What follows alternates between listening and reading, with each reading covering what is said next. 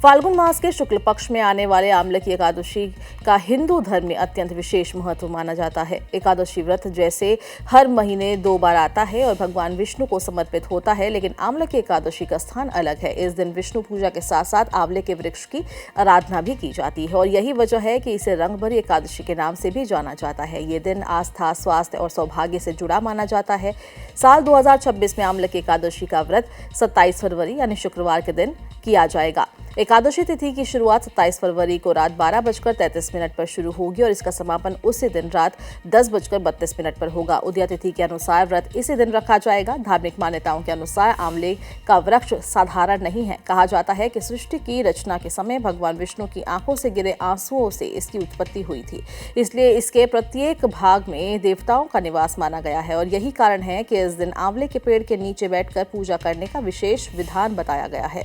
आंवले की एकादशी नवविवाहित महिलाओं के लिए विशेष रूप से शुभ मानी जाती है। पुरानी कथाओं के अनुसार विवाह के बाद पहली बार ये व्रत रखने से दाम्पत्य जीवन में आने वाली बाधाएं दूर होती है और अखंड सौभाग्य की प्राप्ति होती है। पति पत्नी के बीच प्रेम, विश्वास और सामंजस्य बढ़ता है। इस एकादशी को रंगभरी एकादशी भी कहा जाता है, जिसका संबंध भगवान शिव और माता पार्वती से जुड़ा है।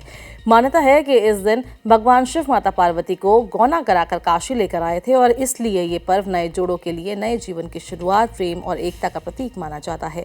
इस व्रत का एक महत्वपूर्ण पक्ष स्वास्थ्य से भी जुड़ा है। आयुर्वेद में आंवले को अमृत फल कहा गया है। इसमें मौजूद औषधि गुण शरीर को रोगों से बचाने में सहायक होते हैं। धार्मिक दृष्टि से इसकी पूजा करने से आरोग्य और दीर्घायु का आशीर्वाद भी मिलता है। शास्त्रों में यह भी वर्णित है कि जो फल बड़े बड़े यज्ञ या कठिन तपस्या से मिलता है, वही फल श्रद्धा और नियम से आंवले की एकादशी का व्रत रखने से प्राप्त हो सकता है। इस दिन दान का भी विशेष महत्व है। आंवले का दान करना और स्वयं उसका सेवन करना अत्यंत शुभ माना जाता है।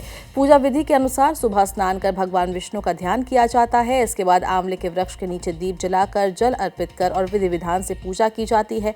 व्रत के दौरान सात्विकता और संयम का पालन करना आवश्यक माना गया है।